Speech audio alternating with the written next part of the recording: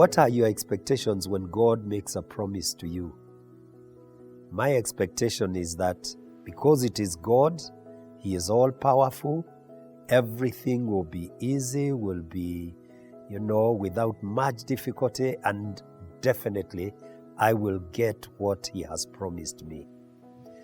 But when you look at the scriptures, you find that it is not always the case. When the children of Israel were promised the land and told to go to the promised land, they were made to experience God's favor in Egypt. They got a lot of silver and gold from the Egyptians, but more than that, God performed great miracles for them. Yes, there were some challenges as this was happening, but generally God did great things to show, I want you to have, this land. On their way, we find that some got derailed, some got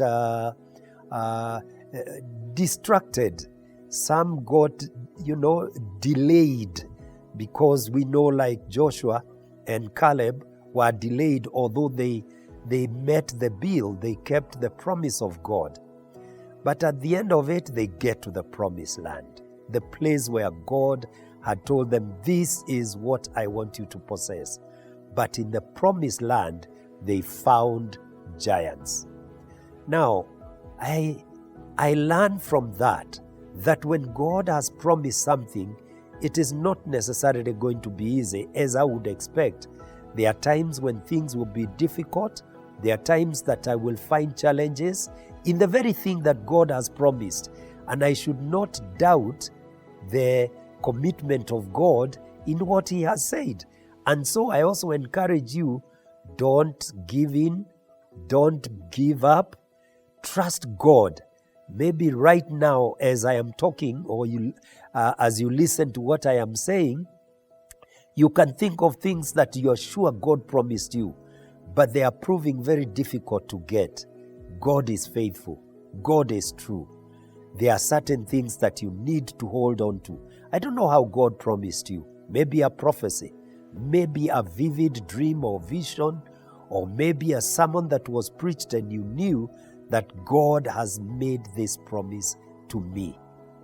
I want to tell you, there are 3 things that you need to slay the giants in your promised land, in your promised whatever that God may have promised to you.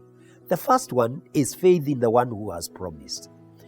Every promise that God makes demands that we walk with Him, we trust Him, we keep Him, or keep company of Him. He is the one that makes it possible. So faith is mandatory. The second one is persistence. That power, staying power that says, I will not give up, I will not give in, I will hold on to what God has said.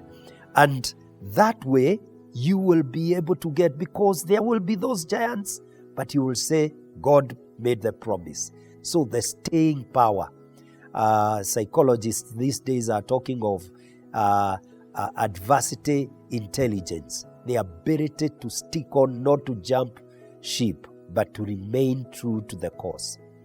But thirdly and finally, it is that you will need courage. When you consider the story of the children of Israel, they needed faith, they needed persistence, and they also needed courage, because indeed there were giants. And I want to say you also will need courage. And with those 3, you will be able to achieve what God has in store for you.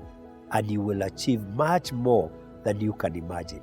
So hold on and know that God has not abandoned you just because you are experiencing giants in the promised land, or in the place that God has asked you to go, or in the project that God has asked you to do. Do not doubt what you first heard. It was of God. And hold on and be victorious. God bless you. Looking forward to meeting with you the next time we put out a video. If you have never subscribed, please subscribe so that every time we put out a video,